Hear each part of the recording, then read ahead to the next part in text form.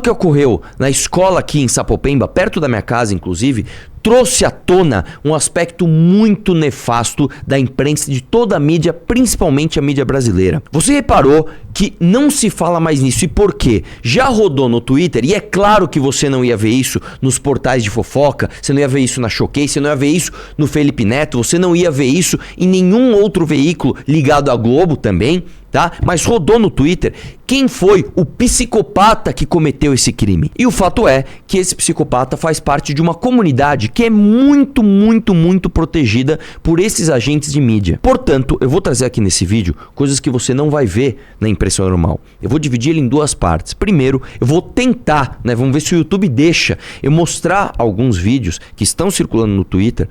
Tá, vou tentar embaçar aqui, vamos ver se a gente consegue passar para te mostrar o que circulou. E depois nós vamos trazer um papo mais aprofundado sobre um pesquisador que trata justamente desse tema de agenda woke. Esse ataque que ocorreu aqui na Zona Leste de São Paulo, inclusive perto da minha casa, numa escola estadual Sapopemba, traz à tona um problema gravíssimo que pode se tornar pior ainda aqui no Brasil. Nós estamos vendo talvez o início de uma tendência nefasta, o início de uma tendência que só havia nos Estados Unidos, e como o Brasil infelizmente adora importar um monte de coisa que não presta, nós também estamos importando esta moda, tá? Dessas pessoas acharem que são alguma espécie de vingadores de oprimidos e fazendo vítimas inocentes. Então eu vou mostrar aqui, ó, algumas coisas que você não vai ver, tá? Na Globo, você não vai ver o Felipe Neto falando sobre isso, você não vai ver na Choquei, mas que já estão circulando na internet e são imagens assustadoras, tá? O rapaz que cometeu esse né? Eu nem vou dar nome a esse cara, que esse cara ele deve permanecer sempre no anonimato. Eu vou mostrar algumas imagens aqui, vou tentar mostrar, o YouTube não permite, mas eu vou fazer questão de borrar o rosto dele e de outras pessoas, não só porque esse cara não merece nenhum tipo de divulgação, mas também porque pode se tratar ali de pessoas menores de idade. Então eu vou embaçar e vou tentar descrever o que eu tô vendo, tá? Um dos vídeos é basicamente esse rapaz aqui, ó, beijando outro rapaz. Isso aqui muito provavelmente está ocorrendo aqui na Liberdade. A gente sabe que na Liberdade tem esses rolezinhos, né, que se chamam dessas pessoas desconstruídas, né, onde eles fazem esse tipo de coisa. Então, beijou o primeiro, o segundo não quis. Aí tem um terceiro rapaz aqui, aí ele beija o rapaz também. E colocam isso na internet como se fosse uma coisa maravilhosa, uma coisa... As pessoas têm orgulho de falar isso. Sorri pra câmera, olha lá. Ainda tem um quarto rapaz de óculos, ele vai lá e beija de novo. E as pessoas dão risada, acham isso legal. Tem um outro vídeo, onde basicamente ele está sentado no colo de uma moça. É isso, né? Ele está sentado no colo de uma moça, de uma mulher, e ele faz movimentos ali imitando algum tipo de coisa sexual. Tem mais esse vídeo aqui, que é a mesma coisa, né? Ele senta agora no colo de um rapaz e fica fazendo isso, as pessoas filmando, isso no meio da rua e todo mundo achando o máximo. Esse outro vídeo aqui, onde ele basicamente tá apanhando, né? Isso aqui com certeza não dá pra colocar, mas basicamente ele tá apanhando de uma outra pessoa. Essa pessoa pega ele pelos cabelos, roda ele e joga. Ele tenta dar um chute, quase acerta na cabeça. Ele tá deitado ali no chão, a pessoa continua dando chute nele, no corpo aqui. E depois você tem um outro vídeo, que ele aqui numa escola, ele tá numa escola. E aí as pessoas perguntam pra ele, e aí o que você vai fazer? Ele fala assim de forma até meio animada, eu vou dia tal, tá? Em tal lugar, que eu não vou falar aqui, eu vou ali, vou fazer você rodar. Você não me fez rodar? Eu vou fazer você rodar também. E as pessoas aplaudem. É uma espécie de promessa de vingança. É algo assim, né? Enfim, para tratar desse tema e não tratar de forma superficial, eu trouxe aqui uma pessoa que pesquisa isso o tempo todo, inclusive é colunista da Valete nesse tema.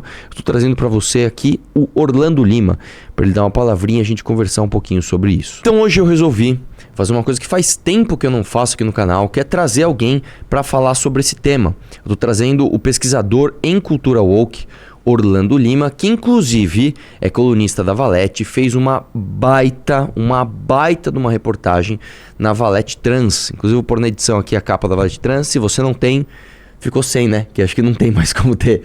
Enfim, ficou sem, perdeu. Mas hoje eu trago para vocês o Orlando aqui. Orlando, obrigado por você me ajudar a participar nisso. E eu já começo abrindo aqui, te trazendo a primeira pergunta, cara. O que está causando esse aumento de violência nesse grupo de pessoas em específico? Muito obrigado, Arthur, pelo convite, por estar aqui com você. Bom, essa é uma boa pergunta. E ela é a pergunta central mesmo, né, deste debate. Porque se a gente for parar para pensar, o que aconteceu agora com este rapaz no Brasil não é um caso isolado. É um caso que já vem se alastrando ao redor do mundo, principalmente nos Estados Unidos. E acho que é importante a gente fazer essa contextualização. A questão de mass shooting era algo muito específico da América, não era algo global. Era algo muito específico das escolas americanas. E está se tornando algo global. No Brasil a gente já teve diversos casos.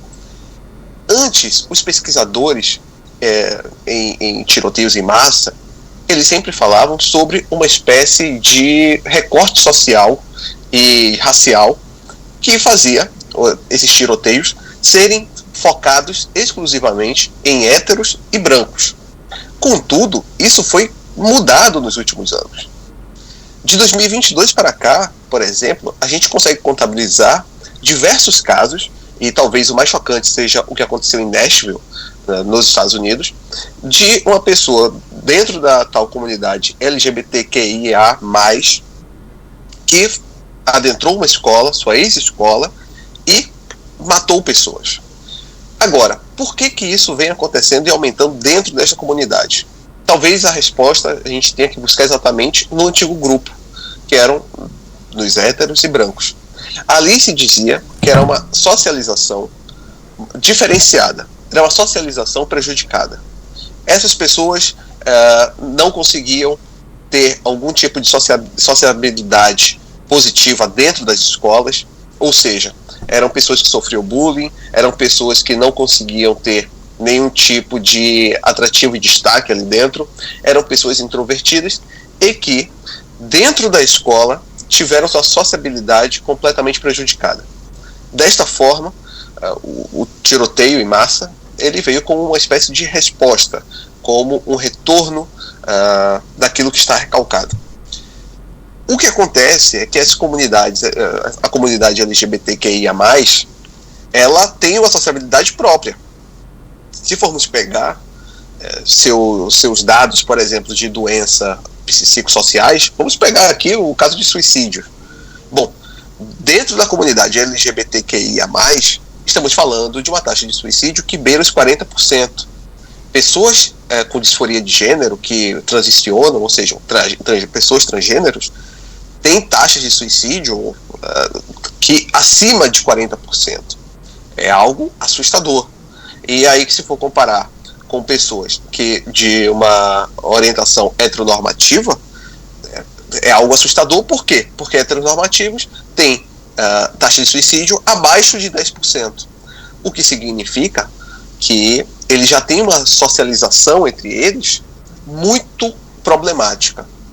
Agora, imagine que dentro de um mundo cada vez mais em crise contínua, e depois eu vou explicar o porquê que eu estou falando da questão da crise, mas em crise contínua, seja social, política, econômica, e que cada vez mais estamos falando sobre bolhas de convivência, bolhas de socialização.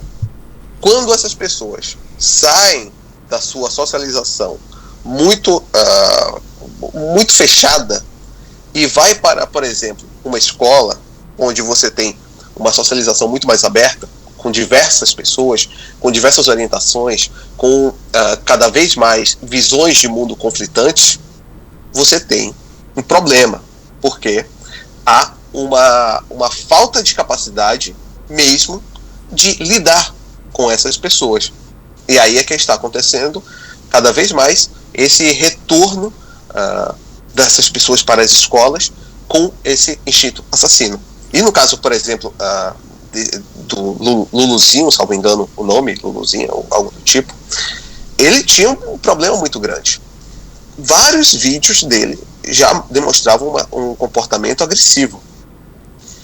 E ainda assim, por ele ser agressivo, principalmente com mulheres, esse é um ponto, ele é agressivo com mulheres, mas por ter uma orientação sexual e de gênero dissidente, ele não conseguiu ser, de forma alguma, tanto controlado, quanto mesmo tido medidas repressivas contra ele. O que esse é um problema. Eu citei o caso de Nashville como talvez o pior de todos dessa leva. Em Nashville, quando aconteceu o caso, as manchetes da imprensa e várias entrevistas com psicólogos e pessoas da comunidade trans faziam o quê? Atenuavam o seu crime, culpando a sociedade transfóbica pelo crime cometido por ele. A pessoa entra em uma escola cristã, mata cristãos, só que a imprensa americana não entrevistou os pais dessas crianças mortas, não entrevistou os professores, os pastores, não, foi entrevistar pessoas da comunidade trans para fazer uma autodefesa. Isso significa que o discurso que eu chamo de transfílico, por que transfílico? Porque ele é filiado e faz ali uma defesa mesmo, ideológica, da questão transgênero. Esse discurso, ele faz com que o crime dessas pessoas, né, desse grupo, seja atenuado frente às outras pessoas. O que eu ia falar era justamente isso. Uma coisa que a gente percebe é o seguinte: quando esse tipo de coisa acontece e a gente vê a tendência da mídia brasileira, né, em cima até de casos do exterior, e agora com os casos brasileiros a mesma coisa, você tenta culpar tudo. Eu vi agora o Lula falando que estão se normalizando jovens armados. Então, na cabeça do Lula, a culpa é dessa instituição chamada Jovens Armados. Mas como assim que jovens armados? Quais jovens estão armados? Porque eu não vejo moleque de 13, 14 anos andando com pistola na rua, né? Deputados, inclusive, que se dizem de direita, tá? Eu quero lembrar o caso do deputado, se não me engano, de Santa Catarina, o João Trovão, tentou colocar a culpa nos games. Zé Trovão. Tentou colocar a culpa nos games. Não, porque a culpa é dos games violentos. Um discurso, assim, absolutamente obsoleto, né? O cara em 2022, se não me engano, né? Ou 2023, né? Ele já tinha virado deputado em 2023. Portanto, ele tentando culpar games. Quer dizer, um discurso que parece do início dos anos 2000, né? O que a gente vê, né, nessas entrevistas e páginas de fofoca com a galera da Beautiful People não, porque o ódio contra as pessoas trans. O que me parece é que há uma glamorização dessas pessoas como se eles fossem assim os vingadores dos oprimidos. É como se e eu acho que até você pode dizer melhor, eles se veem como isso, né? Porque tem todos eles uma ligação com o caso daquele primeiro mass shooting, né, dos Estados Unidos, onde este jovem, né, você pode explicar mais sobre isso, ele é visto hoje como alguém que inspira outros jovens a se revoltarem com aquele sistema opressivo, né, e chancelado pela grande imprensa. Olha como o sistema é opressivo, olha como a sociedade oprime esse tipo de pessoa. E essas pessoas fazem isso quase que como uma homenagem, uma reverberação desse primeiro caso. É isso mesmo? O discurso violento, o discurso de uma violência redentora é cada vez mais presente em nossa sociedade. E quando eu falo em nossa sociedade, falo sobre a sociedade ocidental. E a gente aqui, apesar de não ser ocidente, o Brasil não ser ocidente, a gente é um país ocidentalizado. Ninguém vai falar que a gente é um país, por exemplo, com ligações orientais ou que ainda tem suas raízes ibéricas. Não, somos um país ocidentalizado. E na nossa sociedade ocidental e ocidentalizada, a gente tem cada vez mais uma ideia mesmo de violência redentora. Por quê? Como eu falei sobre a questão da crise, tem um ótimo livro chamado Crazy Like Us, do Ethan Waters, que ele consegue demonstrar como que houve uma globalização das doenças mentais. Por exemplo, Hong Kong foi invadida por uma crise de anorexia. Importou mesmo uma crise de anorexia durante a sua colonização anglófona ali. No caso de outros países, como o Japão, teve mesmo uma importação grande de depressão, que hoje se tornou praticamente algo próprio do Japão. O Japão tem realmente altos índices de depressão, e hoje a gente olha para o Japão e já pensa que é realmente somente o Japão. E no caso que você cita, de Columbine, existe exatamente uma espécie de globalização estética daquele caso. Temos aqui que fazer uma espécie de genealogia da violência dentro das escolas, e neste caso, de tiroteios em massa.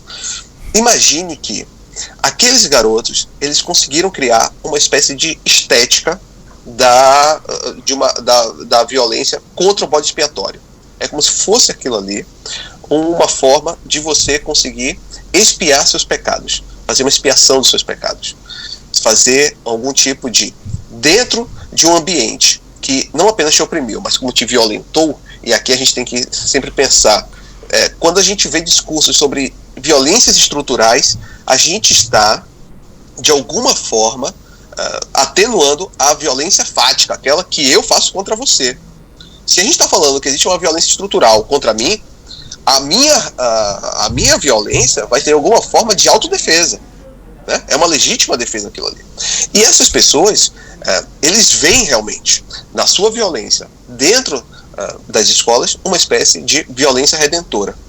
Acontece que, em um momento de crise, e é essa a conclusão do Ethan Walters, existe realmente uma piora na saúde mental e que é persistente. Se a gente está falando de um país como o Brasil, que já tem, que vive de crise após crise, que tem uma espécie de violência cotidiana, e a gente está em uma crise cada vez, parece que aprofundada, principalmente ali nos últimos 10 anos a gente conseguiu perder nosso PIB, cerca de 40% do nosso PIB foi embora. Então, imagine, este país conseguiu fazer uma busca, seus jovens fizeram uma busca nessa referência estética e também sentimental, realmente em Columbine. Agora, quando a gente teve o aniversário, salvo engano, de 22 anos do atentado de Columbine, os jovens no Brasil, seja no Twitter, seja no Discord, estavam fazendo, e a gente percebeu que teve um aumento ali exponencial mesmo, de atentados perto daquela data, que era buscando fazer daquela data uma homenagem, né? Homenagear aquela data. Por quê?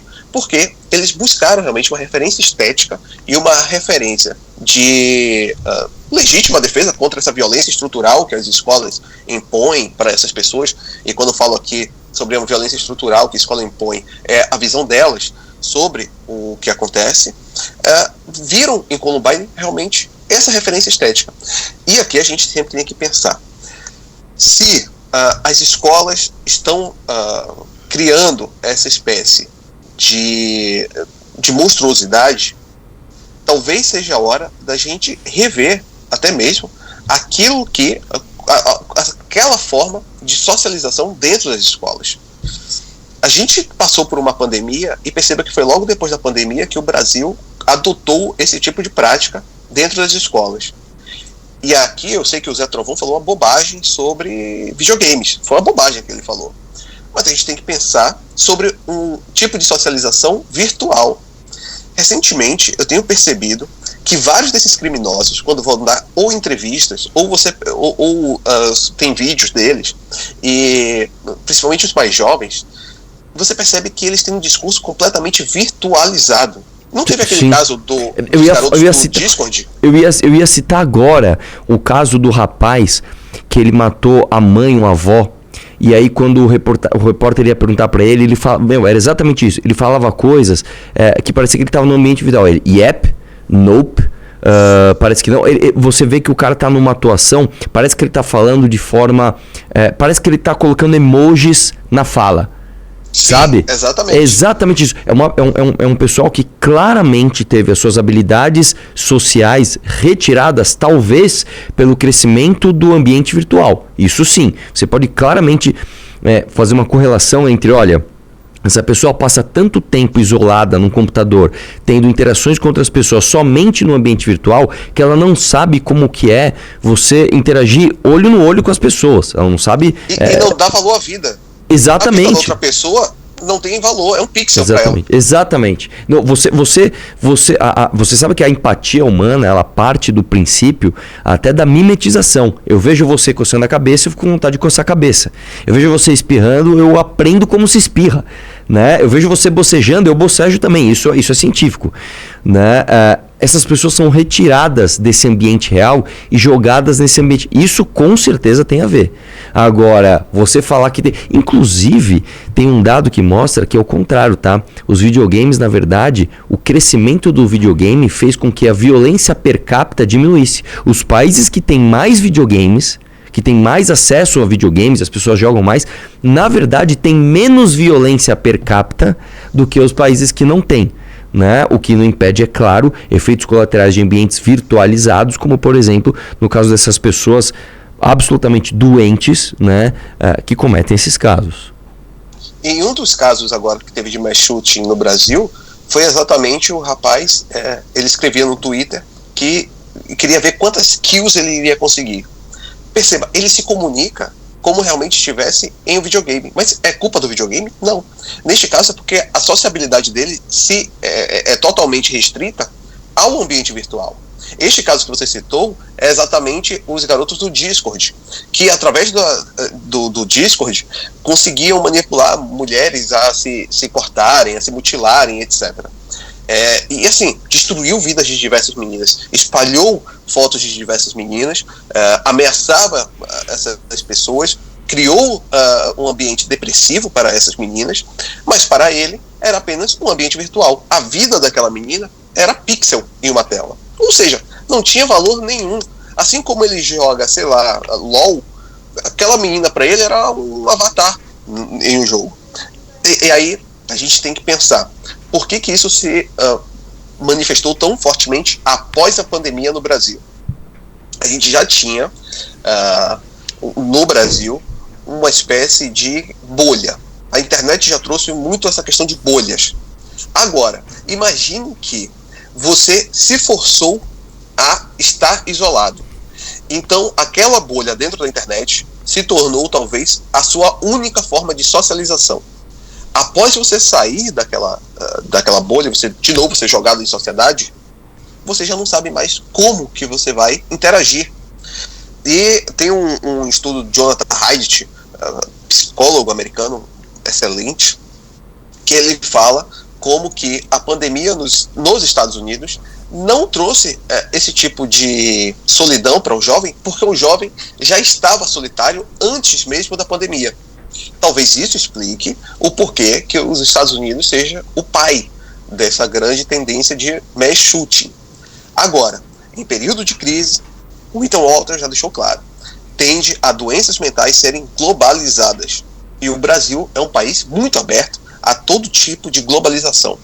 Toda tendência no mundo tende a ser incorporada no Brasil. E Orlando, eu acho que há uma tendência clara, né? Isso aqui não é nem acusação, não. Isso aqui é constatação de fatos, de que a imprensa, assim, nitidamente, ela simplesmente omite esses, aspas, detalhes, né, de que essas pessoas fazem parte desses grupos, né, específicos, né? Quando uma pessoa vota no Bolsonaro e espirra na rua, sei lá, a pessoa que espirrou na rua, vota no Bolsonaro, hein? A pessoa que, sei lá, tropeçou aquele dia lá e não deu bom dia para a senhora da padaria, é uma pessoa que não gostava do Lula, esse tipo de coisa. Eu acho que há uma clara relação entre vamos dizer assim, eu não vou dizer passapanismo, que eles não estão passando pano para o atentado, mas a tentativa de jamais relacionar esse tipo de atentado a esse tipo específico, esse grupo específico de pessoas. Isso é uma impressão ou não? E se não é uma impressão, por que acontece? Não é uma impressão. E aqui a gente tem que chegar em um ponto que é muito bom. Porque assim, tudo para pessoas que têm, seja no caso de pessoas transgênero, seja não binário, enfim, pessoas que estão dentro daquele espectro LGBTQI, etc. Se você entrar no Twitter de qualquer dessas pessoas, em qualquer rede social, você vai ver que na bio dessas pessoas tem logo o que lá? O pronome dela, o jeito que quer ser usado. Isso porque a identidade, nesse caso a identidade sexual e de gênero, é para essa pessoa o seu ponto mais importante de reconhecimento dentro de uma comunidade. Acontece que há um discurso que, de novo, eu chamo de transfílico, que é extremamente alinhado e que faz quase que uma propaganda desse tipo de nova sexualidade, que essa propaganda não pode ser atrapalhada pelos fatos. Os fatos não importam para a propaganda. Qual é o papel da propaganda? É vender. Então, você não vai simplesmente colocar questões que sejam, ainda que pertinentes, que possam atrapalhar essa venda de imagem. E aí é que a gente chega, por que a imprensa faz esse tipo de ocultação. Como eu falei, os especialistas sempre colocaram a questão de mass shooting como algo basicamente cometido por brancos e héteros. Era isso. Brancos e héteros cometem atentados. E isso já foi verdade, né? Contudo, nos últimos anos, há uma crescente, seja racial, seja, no caso, sexual, de uma diversificação mesmo de quem comete esse tipo de crime. E se sabe, o que antigamente era restrito a pessoa ceifar a própria vida, agora está se tornando uma espécie de expiação contra a sociedade. Você está fazendo ali você está colocando a sua vida, o seu corpo, contra aquela sociedade que, em sua cabeça, de fato, te oprime. Como eu falei, no caso de Nashville, a imprensa foi lá fazer entrevistas de forma a atenuar o crime e dizer basicamente o seguinte: bom, sim, foi um transgênero que cometeu esse crime, contudo a culpa é da sociedade transfóbica. Neste caso, o que eles sempre vão tentar vender existe uma violência estrutural que está causando essa violência aqui, que é extremamente pontual. E aí as vítimas, que não são vítimas pontuais, pouco importarão para essa agenda, porque a agenda tem que se vender. E a imprensa de massa é cada vez mais meio de propaganda, não de informação. Muito bom. Orlando, muito obrigado. Espero que as pessoas do canal que tenham assistido essa entrevista tenham gostado, aprendido um pouco, né? Fazia tempo que eu não trazia ninguém aqui para dar uma entrevista. Muito obrigado, um abraço e vamos questionar tudo.